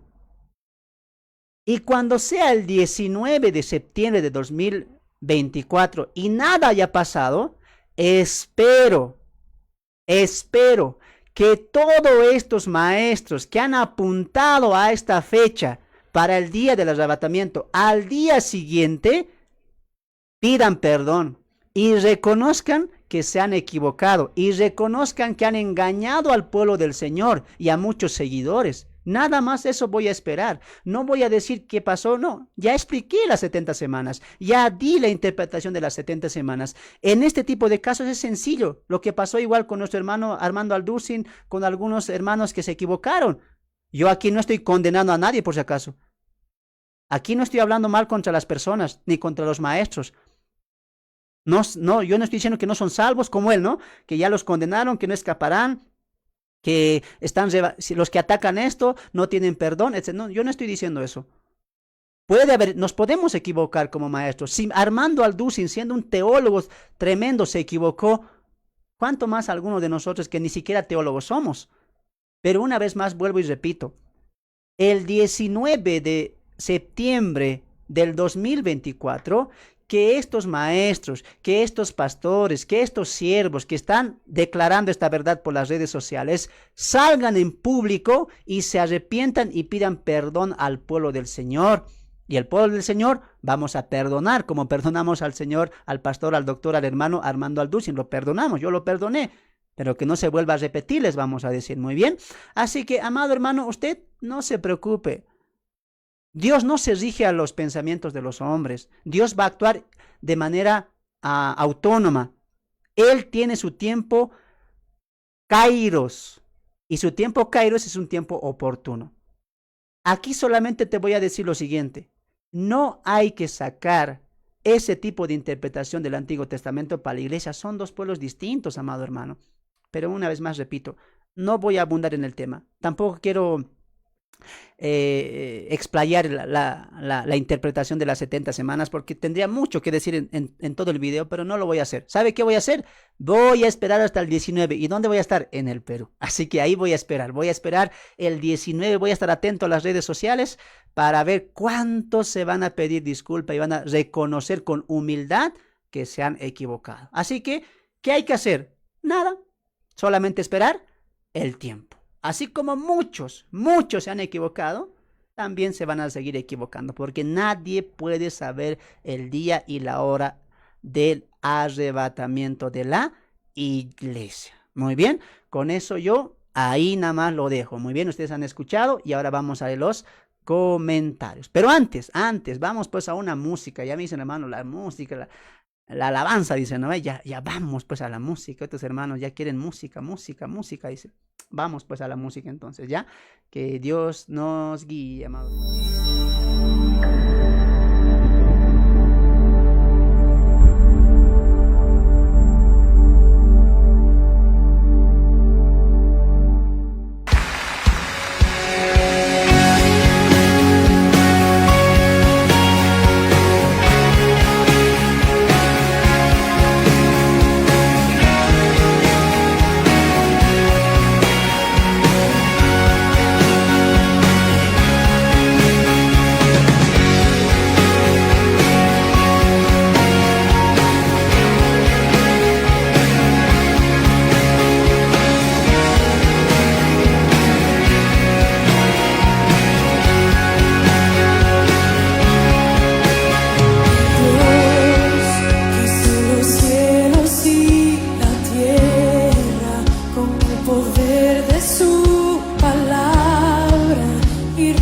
con autoridad.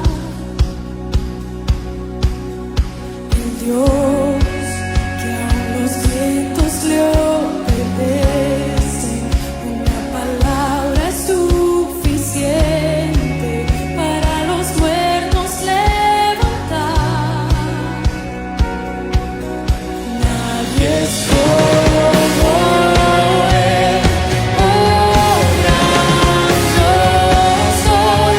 Tú eres el Dios que adoramos, todopoderoso y soberano, grande en misericordia y poder para salvar. Tú eres el Dios que adoramos, quien derrotó la muerte y el pecado, glorioso Redentor y Rey, te adoramos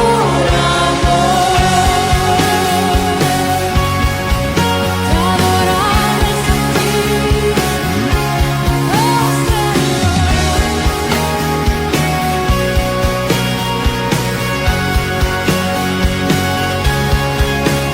el Dios que descendió desde su trono para llevar sobre sus hombros nuestra culpa y transgresión.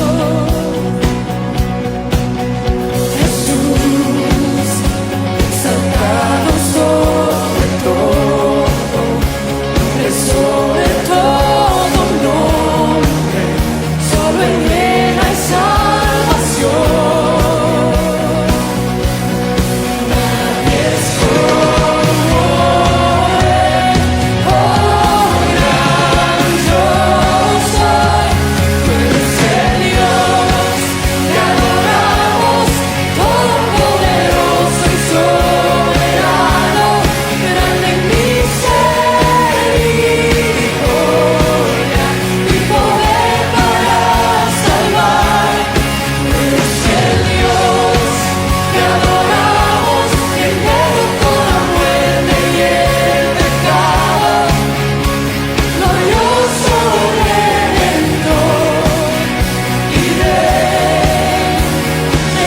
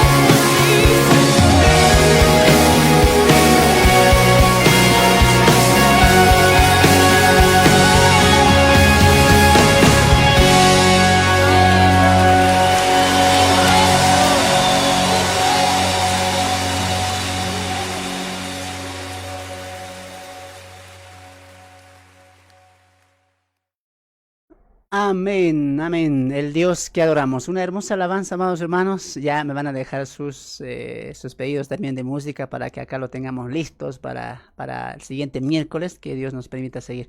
Vamos a leerlos, amados hermanos. A ver.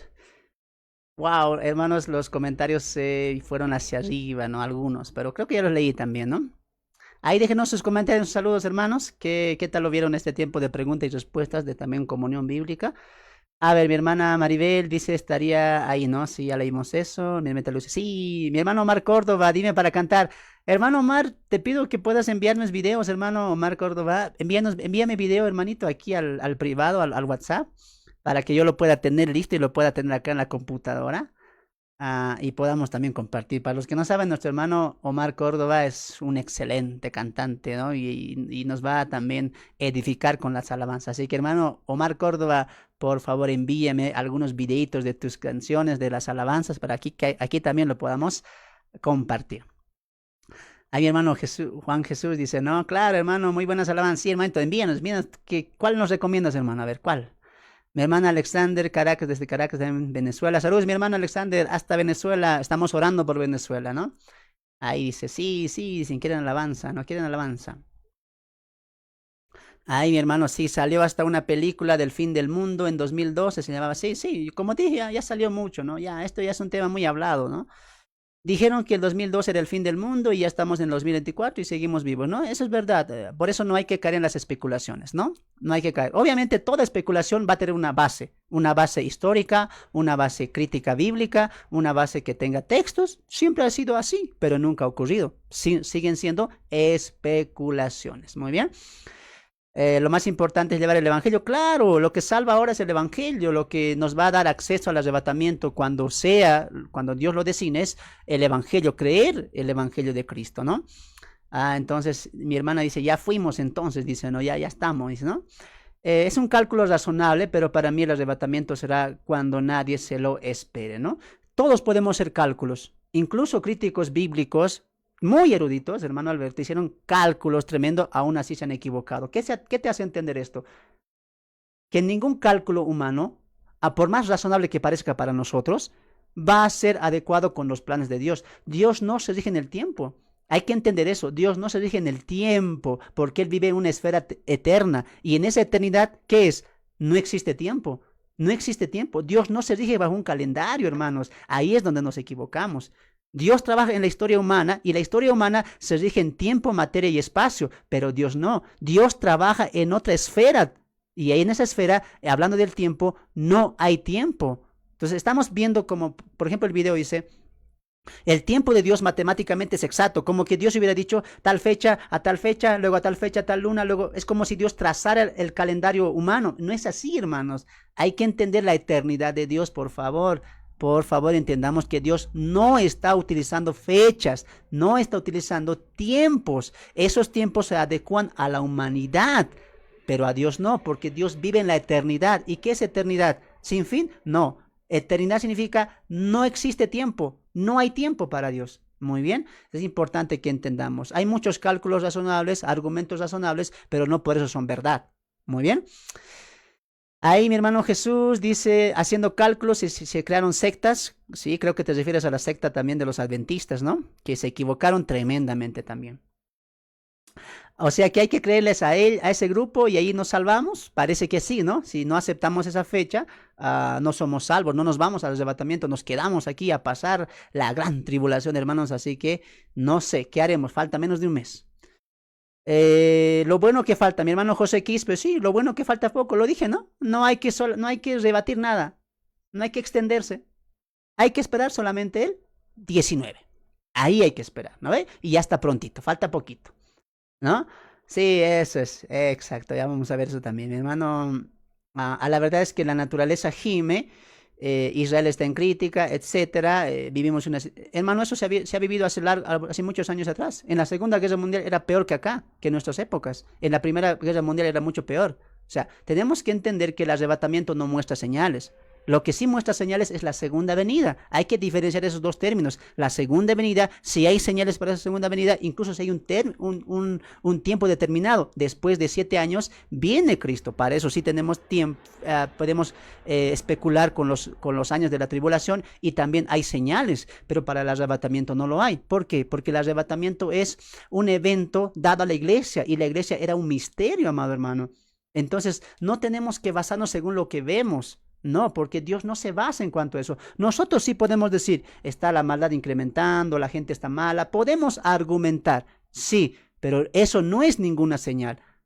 No es ninguna señal del arrebatamiento. Repito una vez más, para el arrebatamiento no hay señales, no hay señales. No sabemos si va a pasar hoy, mañana, puede ser de aquí a una hora, puede ser de aquí a un mes, puede ser de aquí a 2 meses, a 5, a 10, a 1000, 500, 2000 años. No lo sabemos porque no hay señal. Y las señales no se miden en cuanto a lo que vemos, porque cosas peores de lo que vimos, de lo que vivimos, han vivido en la antigüedad. Entonces, creo que hay que entender las dos cosas, ¿no? Lo que es la segunda venida, que sí hay señales, y lo que es el arrebatamiento, que no hay señales. Entonces, lo más importante ahora es, como dijo mi hermano Oscar, predicar a Cristo, ¿no? Ahí también mi hermana Esther, también. Ya, creo que son esos. Ya no puedo leer los mensajes anteriores, hermanos. A ver, escríbame ahí, no sé si hay más mensajes, si había preguntas, no lo sé. No puedo leer los mensajes anteriores, hermanitos. No lo puedo leer, no lo puedo leer. A ver si acá lo puedo leer. Sería bueno. Ahí, a ver. Mi hermana Evelyn, mi hermana María, mi hermano Alberto también, mi hermano Alexander, bendiciones, mi amado hermano. Mi hermano me contactó por TikTok, hermano Alexander, bendiciones, qué bueno que estés con nosotros. Gracias por seguirnos también. El hermano dice Alexander, acá puedo recuperar algo. Hola, pastor, bendiciones. Perdón, a ver. Hola, pastor, bendiciones. ¿Cree que debe la comunión con otros hermanos que son salvos y están en iglesias que no son de sana doctrina y quizá le pueda invitar a un culto, por ejemplo? O sea, creo que la pregunta es, ¿puede haber comunión con otros hermanos? Claro, ¿por qué? Porque tú dijiste algo importante, que son salvos, entonces tú estás entendiendo que esa persona es salva. Y hay que entender también esas dos cosas, ¿no? La salvación y lo que también implica ya una madurez doctrinal. Te voy a poner un ejemplo, amado hermano Alexander. Los calvinistas, los reformados, tienen una doctrina inyectada con pensamientos y silogismos humanos, filosofías humanas, ¿no es cierto? Los 5 puntos del tulip, por ejemplo. Esa es una doctrina que la Biblia no enseña. Pero no por eso algunos calvinistas reformados dejan de ser nuestros hermanos, son salvos. Por ejemplo, el pastor y doctor Miguel Núñez es un reformado, defiende el calvinismo, defiende la predestinación, defiende el pecado de los infantes, etcétera. Pero él es uno de nuestros hermanos, equivocado en ciertas verdades, sí, pero es nuestro hermano en la fe. Hay que diferenciar lo que es salvación, mucho eso. Claro que puedes tener comunión, es más, tú puedes incluso traerle a la verdadera doctrina, a la correcta doctrina, porque muchos hermanos hay así, incluso maestros, teólogos, eruditos, que han vivido con salvación de Dios, pero con una mala enseñanza, mala teología, mala aplicación doctrinal. ¿Y eso por qué? Porque no ha habido una correcta interpretación bíblica. Lo mismo pasa con el video que vimos hace un momento. Yo no sé si este hermano será salvo o no será. Yo no puedo decir eso, yo no puedo condenarlo porque no sé su vida. ¿Me dejo entender? Tal vez sí es salvo, tal vez no, no lo sé. Y si es salvo, también es mi hermano. Solo que está equivocado en ciertas cosas. Entonces hay que saber entender lo que es la salvación, que es por gracia, amado hermano. Eso no depende de cuánta palabra sabes, cuántas verdades sabes. ¿No? ¿Me dejo entender? Depende de si tu fe has colocado correctamente en la persona de Cristo y has aceptado su obra perfecta y tú te has revestido de la justicia de Cristo. Otra cosa es que alguien diga, la salvación se pierde, la salvación no se pierde, pero podemos estar debatiendo. Para mí la iglesia va a pasar la gran tribulación, para mí no va a pasar la tribulación. Bueno, son puntos que no podemos estar de acuerdo, pero si tú eres salvo, si yo veo evidencias de eso y yo también, somos hermanos en la fe. Por eso Pablo dice, no juzguen al hermano, porque todos compareceremos ante el tribunal de Cristo. En cuestión de doctrina, amado hermano, pastores no estamos de acuerdo entre pastores mismos, pero ya un día nosotros mismos como pastores vamos a dar cuenta a Dios, y dice Pablo a Timoteo que tracemos bien la palabra para que no nos hallemos delante de Dios reprobados. Y eso no habla de pérdida de salvación, habla de la predicación de la doctrina, que tenemos que predicar correctamente la palabra de Dios. Por ejemplo, yo no puedo decir y nunca me atrevería a decir que Miguel Núñez, Sugel Michel no son cristianos, no son salvos. Claro, para mí son mis hermanos en la fe. Paul Washer es mi hermano en la fe. Pero nos separa lo doctrinal. Entonces, claro que puedo tener comunión con Dios, con Él. Claro que puedo hablarle, tener una buena conversación con Él. Entonces, hay que entender también que la salvación es otra cosa y la doctrina también que crece y que sea más madura es otra cosa. Es más, podemos conversar y poder encontrar ciertas diferencias y poder cambiar también cierto tipo de opiniones. Así, muchos se han convertido a la doctrina verdadera, pero también así muchos maestros se han mantenido en su postura. Por ejemplo, Suger Michel es amilenalista. Miguel Núñez es pretribulacional. Él sí cree que la iglesia no va a pasar la tribulación. Él piensa que no, vamos a pasar, etcétera. Entonces, no se odian, no es que no se hablan, tienen comunión. Entonces, todo también va a partir de la madurez espiritual, ¿no? Hermano, entonces, ¿cómo sé que es salvo? Porque va a creer la doctrina fundamental, ¿no? Entonces, hay que tener muy en cuenta todo eso, lo que es doctrina fundamental, y hay doctrina en la cual sí podemos diferir, ¿no? Sí podemos tener algún tipo de desacuerdo, pero no por eso hay que estar juzgando al hermano, decir, este no es salvo, este es pecador, este Dios le va a condenar. Eso no se puede hacer. Muy bien, amado hermano, porque la salvación es una obra enteramente de Dios, por su gracia, ¿no? Un don inmerecido. A ver, yo creo que ya no hay más, ¿no? Hermanos, bendiciones a todos, dice, ¿no?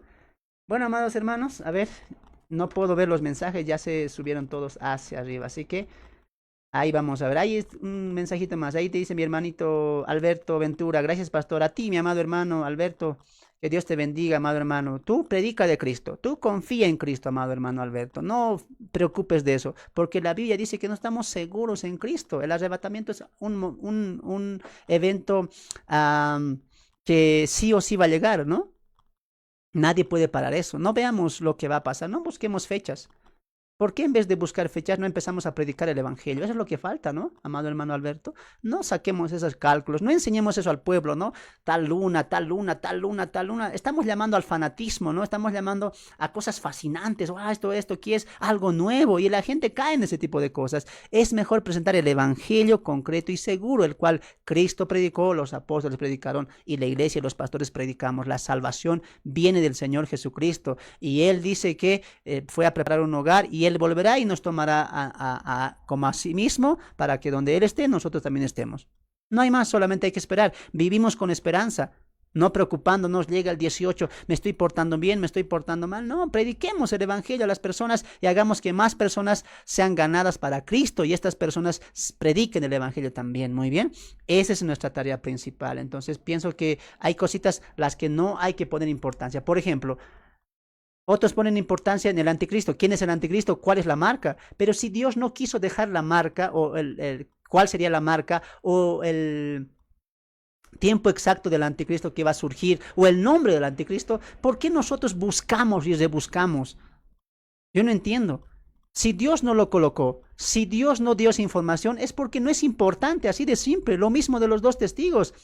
La gente se mata debatiendo, son Elías, son Moisés, no es Juan, pueden ser cualquiera, y se mata discutiendo, rebatiendo cuál es la marca de la bestia, esto, lo otro. Pero Dios no colocó eso, es por algo, es que no es importante para nosotros. Lo importante es predicar el evangelio y acercar a la gente a eso. ¿Me dejó entender? Y lo mismo pasa ahora. Si Dios dijo del día y de la hora, nadie sabe, ni aun los ángeles, ni yo, dice Jesús, ¿por qué vamos a rebuscar con información, con fechas, con 6,000 años, con ya se pasaron tal, etcétera? No, hermanos, dejemos lo que es de Dios a Dios. Y lo que Dios nos dejó bien clarito, eso cumplamos. La santificación, la justificación, el evangelismo, el discipulado. ¿Por qué no hacemos todo eso? Yo me pregunto constantemente eso, ¿no? Dejemos de poner importancia en las cosas ocultas que son de Dios, y pongamos nuestra mirada en las cosas claras que Dios nos dejó. Hermanita Lucy, nadie sabe. Sí, nadie sabe. Ni yo lo sé, ni nadie lo sabe. Nadie lo sabe, ¿no? Mi hermanito hermano Marco Vera, excelente tarde, hermano. Sabemos que los católicos creen en la transubstanciación de la sangre de Cristo y de su carne, y dicen que Jesús dijo que hay que comer su carne y beber su sangre. ¿Cómo se puede registrar esa doctrina bíblicamente? Obviamente ellos están entendiendo de manera literal. Cuando Jesús en Juan dice que coman mi carne y beban mi sangre, porque el que no bebe y el que no come no tendrá acceso al reino de los cielos. Entonces hay que entender que en los evangelios Jesús va a utilizar alegorías, ¿no? Entonces, ¿cuál es la trampita ahí? Solamente hay que ser sencillo. Muy bien, Jesús sí dice, el que coma y el que bebe mi sangre, ese sí tiene acceso. Y el que no come, el que no bebe, no tiene acceso. Sí lo dice Jesús, exacto. Pero Jesús está utilizando alegoría. Es más, si vamos a tomar tan literal como los católicos, entonces también cuando Jesús dice yo soy la puerta, ¿por qué no lo tomamos literal? Si vamos a tomar literal la carne, la sangre, hay que beber. Por eso nosotros hacemos toda la Eucaristía los días domingo, estamos bebiendo y estamos comiendo del cuerpo de Cristo para tener más acceso, etcétera. ¿Por qué no hacemos lo mismo con los demás textos? ¿Acaso Jesús es una puerta? Dije, yo soy la puerta, dijo.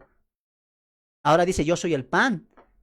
Esta es mi carne, esta es mi sangre. Son alegorías que ya Pablo va a explicar después en Corintio. Entonces tenemos que entender que una doctrina o una enseñanza que queramos aplicarle de los evangelios, tenemos que darle una mirada con las epístolas paulinas, cómo Pablo está llevando esto de la cena, de la carne, de la sangre de Cristo. Y Pablo va a aclarar constantemente más adelante que la sangre de Cristo era para perdón de pecados. No es que está ahí en el vino, pues hermanos. Y la carne de Cristo era aquel sacrificio vivo que Cristo ha hecho para ofrecerse al Padre para el perdón de los pecados. Entonces todo aplicaba espiritualmente. Lo mismo pasa con la puerta. Yo soy la puerta, yo soy la vid verdadera. Los 7 yo soy de Juan, del Evangelio de Juan, son espirituales, no son literales. Entonces Jesús es la vid, no podría ser. Jesús es la raíz, tampoco podría ser. Jesús es la puerta, no podría ser. Jesús es el buen pastor y nosotros somos ovejas literales. No, obviamente está yendo a un campo espiritual. Y así hay que entender los 7 yo sois del Evangelio de Juan. Lo mismo, la carne y la sangre, Jesús está apuntando a la instauración del nuevo pacto que ya con Pablo y los apóstoles se va a entender de mejor manera, que hablan del sacrificio y el holocausto hecho para la remisión de los pecados, ¿no? Sí, ¿no? La palabra explica que era la marca, ¿no? Ahí nos dice eso. Muy bien, amados hermanos, hasta acá vamos a llegar, no veo más preguntitas. Que Dios bendiga, amados hermanos. Ya la siguiente vamos con más. Creo que teníamos una pregunta de Mateo 18 ahí arriba, pero no me acuerdo qué versículo era. Ya la siguiente voy a anotar. Y no olviden dejarnos sus sugerencias de alabanzas, amados hermanos. Muy bien. Nos despedimos, amados hermanos. Quiero despedirme de todos. Hermanito Alberto, Ventura, Marco Vera, Lucy Cielo, mi hermana Esther, Evelyn, Richard, mi hermano a Jesús Juan Cari, mi hermano José Quispe, hermanita Maribel, gracias, que Dios bendiga sus vidas. Dios mediante el día miércoles volvemos a salir. Hoy salimos 1 hora tarde, 1000 disculpas porque la camarita estaba sufriendo y la computadora también me estaba costando a congeniar, conectar, entonces por eso salimos un poco tarde, pero Dios quiera que el miércoles podamos salir. Aunque, amados hermanos, ahora que me acuerdo, vamos a estar de viaje, ¿no? Entonces, Dios mediante vamos a ir ya trabajando también. Les pido sus oraciones. Y los hermanos del Perú, ya prontito estamos por ahí. Bendiciones, amados hermanos. La gracia, la paz y la misericordia de Dios sobreabunden en sus corazones. Que Dios bendiga sus vidas. Nos vemos. Bendiciones.